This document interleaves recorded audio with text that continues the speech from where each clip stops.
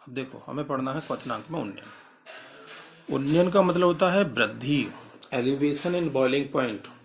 Elevate होना या उन्नयन होना वृद्धि कहलाता है। पहली बात तो हमें क्वथनांक की डेफिनेशन आनी चाहिए। क्वथनांक का मतलब बहुत से बालकों को रहता है ध्यान कि ऐसा टेम्परेचर जिसपे उबलना शुरू हो जाए, ऐसा टेम्परेचर जिस पर गर्म हो जाए, ये सब बेकार है। क्वथनांक की जो परिभाषा है वो मैंने यहाँ लिख दी है, वह ताप जिस पर द्रव का वाष्प दाब वायुमंडलीय किसके, ये रहा, वायुमंडलीय दाब के तुल्य हो जाता है, यानी बराबर हो जाता है, वह क्वथनांक कहलाता है। ठीक है। अब देखो जैसे मैंने एक छोटा सा ग्राफ बनाया, ये एक एटीएम है यानी 760 mmHg। ये वेपर प्रेशर धीरे धीरे बढ़ा है, और यानी एक एटीएम के ऊपर, यानी जिस टेम्परेचर पर ये एक एटीएम हो गया, कितना, एक एटीएम, वो इसका कहलाएगा क्वथनांक। तो क्वथनांक का सीधा सा मतलब होता है वह ताप जिस पर किसी द्रव का या किसी पदार्थ का वाष्प दाब वायुमंडलीय दाब के बराबर हो जाए। ठीक है। अब हम पढ़ रहे हैं उन्नयन। अभी तो ये तो क्वथनांक की परिभाषा है, लेकिन हम पे पढ़ना है क्वथनांक में उन्नयन। अब उन्नयन का मतलब है वृद्धि। अब देखो जरा,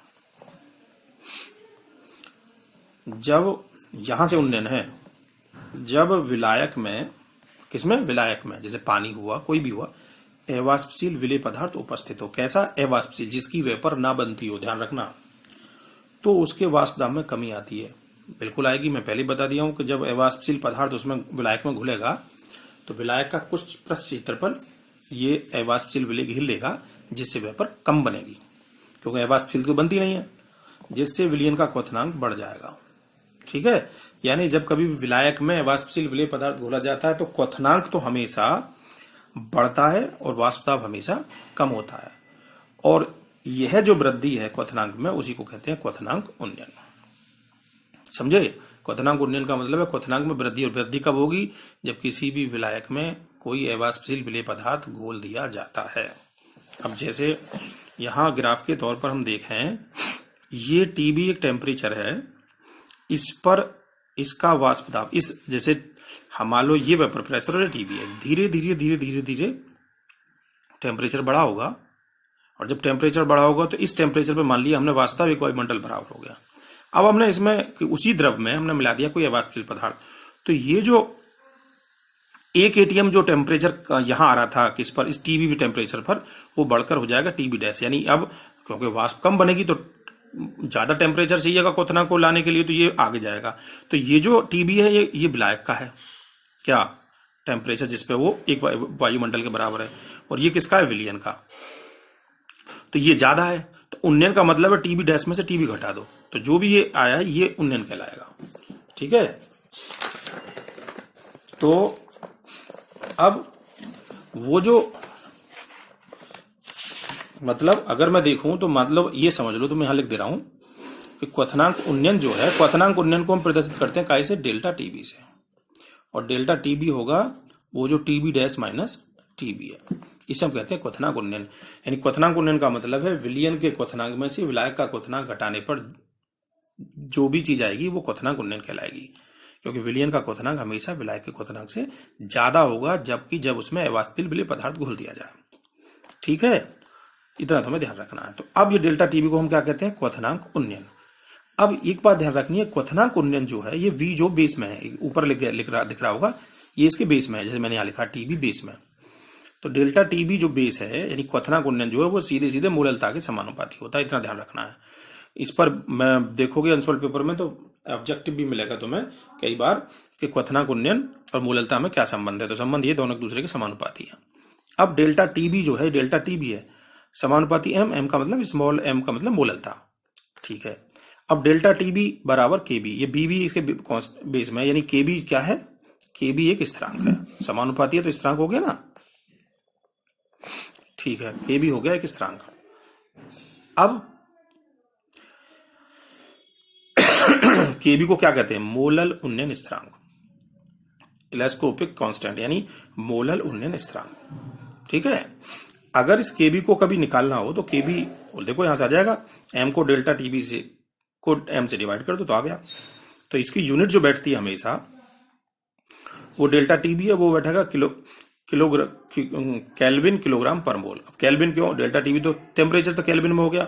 मोललता क्या होती है, मोल पर किलोग्राम, मोल पर किलोग्राम तो किलोग्राम ऊपर ना पहुंच जाएगा, तो ये यानी इसका मात्रक होगा केल्विन किलोग्राम पर मोल या डिग्री सेल्सियस किलोग्राम पर मोल। ध्यान रखना इसका केबी का यूनिट। अब ध्यान रखना है कि किसी भी अज्ञात विलयन का मॉलिक्यूलर मास यानी अणुभार निकालना हो तो इस डेल्टा टीबी की हम कैसे हेल्प ले सकते हैं। देखो ऊपर फॉर्मूला लिख रखा है डेल्टा टीबी बराबर केबी इंटू एम। एम होती है मोललता। मोललता का फॉर्मूला ये क्या, विलेय पदार्थ का ग्राम में मात्रा, विलेय पदार्थ का अणुभार गुणा विलायक का भार, ये मैंने यहां ग्राम में समझ लो, और ऊपर हो गया 1000। अगर ये किलोग्राम में होगा तो ऊपर 1000 नहीं आएगा, तो ये मोललता का फॉर्मूला है। तो सीधा सीधा डेल्टा टीबी बराबर हो गया केबी विलेय की मात्रा, विलेय का अणुभार, विलायक का भार 1000। तो ये एक फॉर्मूला बन गया, ठीक है। तो ये एक फॉर्मूला है जिससे हम पदार्थ का अणुभार निकाल सकते हैं। अणुभार कौन सा है, अणुभार निकालने का तरीका ये रहा। ये क्या कम करा, इसे क्रॉस ले गए, इसे यहाँ ले। तो किसी अज्ञात विलयन का कभी कभी तो सीधे सीधे एक एक नंबर में ऐसे ही पूछ लिया गया है कि किसी भी क्वथनांक उन्नयन की सहायता से किसी भी पदार्थ के अणुभार ज्ञात करने का सूत्र क्या है एक नंबर में, तो डायरेक्ट सूत्र लिख देते हैं। अब ध्यान रखना है जो केबी है, जैसे हमने बोला है मोलल उन्नयन स्थिरांक, इसका मान हर विलायक के लिए अलग अलग है। ऐसा नहीं है कि कांस्टेंट है तो सबके लिए अलग होगा। जैसे पानी है तो इसके वाटर के लिए इसकी वैल्यू 5.2 या 5.1 मिल जाती है, लेकिन 5.2 ठीक है। अगर मान लीजिए विलायक अलग है, पानी है तो इसकी वैल्यू अलग है, एल्कोहल है विलायक तो अलग है, दूसरा कोई और सॉल्वेंट है तो अलग है। केबी की वैल्यू हर सॉल्वेंट के अकॉर्डिंग बदल जाती है, सबके लिए फिक्स नहीं होती है। और एक विशेष बात ये ध्यान रखनी है कि सॉल्वेंट का मॉलिक्यूलर मास यानी अणुभार जितना ज्यादा होगा केबी की वैल्यू ज्यादा होगी। मान लीजिए किसी जैसे वाटर का मॉलिक्यूलर मास है 18, तो इसके लिए इसकी वैल्यू 5.2। अगर मान लीजिए हमने लिया है अल्कोहल और उसका मॉलिक्यूलर मास है 46, तो 18 से तो ज्यादा है, तो इसलिए केबी की वैल्यू वहां ज्यादा आएगी। तो हर विलायक के लिए इसकी वैल्यू ज्यादा आएगी, तो ध्यान रखना वो अणुभार बढ़ने के साथ साथ इसकी वैल्यू बढ़ जाएगी। जल के लिए मैंने लिख दिया केबी कितना है, जल के लिए तुम्हें ध्यान रखना, बाकी किसी के लिए ध्यान नहीं रखना, दिया जाता है हमेशा। तो जल के लिए केबी बराबर है 0.52 केल्विन किलोग्राम पर मोल, ठीक है।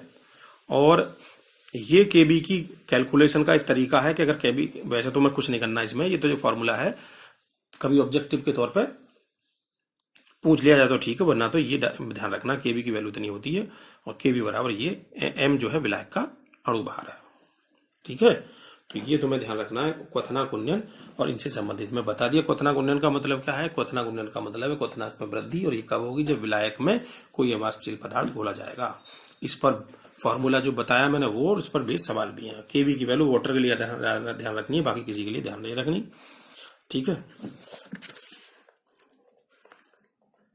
अब देखो जैसे मैंने एक सवाल है, मैं एक दिखा दे रहा हूं सवाल इसी पर, केबी पर। 3 ग्राम यूरिया 100 ग्राम जल में घोला गया है, विलयन का क्वथनांक ज्ञात करो। क्या पूछा, क्वथनांक। अब ध्यान रखो 3 ग्राम यूरिया 100 ग्राम में घोला गया। अब देखो इस 3 ग्राम को 100 ग्राम में घोलने का मतलब मैं मोललता तो निकाल ही सकता हूं भाई। यूरिया का अणुभार मुझे पता है 60, तो ये देखो मोललता है, विलेय की ग्राम में मात्रा बटे विलेय का अणुभार गुणा विलायक का भार। विलायक का भार कितना, 100 ग्राम, और ग्राम में तो 1000 से कर लो, ये क्या हो गई एम। अब डेल्टा टीबी बराबर क्या होता है, केबी इंटू एम। तो केबी की वैल्यू जल है ना, ये जल के लिए तो मुझे पता है ना 5.52, तो ये मैंने 0.52 रख दी, ये मोललता निकाल ली। अब इसे कैलकुलेट करोगे तो डेल्टा टीबी आ जाएगा, कैलकुलेट हो गया 0.26। अब समझना ये है कि उसने पूछा है हमसे विलयन का क्वथनांक, लेकिन ये क्या है, ये तो क्वथनांक उन्नयन है। तो अब क्वथनांक कैसे निकलेगा, हमको पता है पानी है विलायक, ठीक है, और जब पानी विलायक है तो पानी का क्वथनांक होता है 100 डिग्री सेल्सियस। इसको मैं केल्विन में कर दे रहा हूं, 100 डिग्री सेल्सियस ये है, ये तो है क्वथनांक उन्नयन, ठीक है। अब हमें क्या चाहिए, हमें चाहिए विलयन का क्वथनांक। तो तुमको पता है कि फॉर्मूला है ये डेल्टा टीबी बराबर टी विलयन। ध्यान रखना जो डेल्टा टीबी डैश है टी विलयन माइनस टी विलायक। अरे विलयन के क्वथनांक में से तो विलायक घटाते हो, तो टी विलयन माइनस टी विलायक। डेल्टा टीबी कितना है 0.26। विलयन का तुम्हें निकालना है विलायक। विलायक क्या है इसमें, पानी। पानी का क्वथनांक कितना हो, 100 डिग्री सेल्सियस ना हो तो 100 को इधर जोड़ दो, तो 100 जोड़ दी। ये 100 इसमें क्यों जोड़ी, देखो मैंने लिखा है यहाँ, देखो जरा ध्यान से देखो, डेल्टा टी बराबर होता है टी विलयन माइनस टी विलायक। डेल्टा टी भी ये आई हमारे पास। टी विलियन हमें निकालना है, विलियन का ही पूछा है। विलायक का हमें पता है, विलायक है पानी, पानी का क्वथनांक 100 डिग्री सेल्सियस हो, तो इस 100 को जब इधर जाकर जोड़ोगे तो इतना ही तो होगा ये। तो डिग्री सेल्सियस में इतना हो जाएगा, केल्विन में 273 और जोड़ दो, तो डिग्री सेल्सियस में लिख दो या 200 केल्विन में लिख दो, तुम्हारी इच्छा है। ठीक है, तो ये हो गया। और अब मैं एक सवाल देखो यहां मैंने लिख दिया है, तुम अपने आप करके देखोगे कि 2 ग्राम अवाष्पशील विलेय 200 ग्राम जल में उपस्थित है, यानी 2 ग्राम अवाष्पशील विलेय कितना है, 2 ग्राम है। अवाष्पशील 2 ग्राम, यदि 2 ग्राम अवाष्पशील विलेय 200 ग्राम जल में घुला हो तो विलयन का क्वथनांक 101 डिग्री सेल्सियस हो जाता है। विलेय पदार्थ का अणुभार ज्ञात करो। इसमें विलेय पदार्थ का तुम्हें अणुभार निकालना है, और ये मैंने सवाल कर दिया, बाकी आगे पढ़ेंगे। ठीक है, यहां तक कोई दिक्कत हो तो पूछ लेना।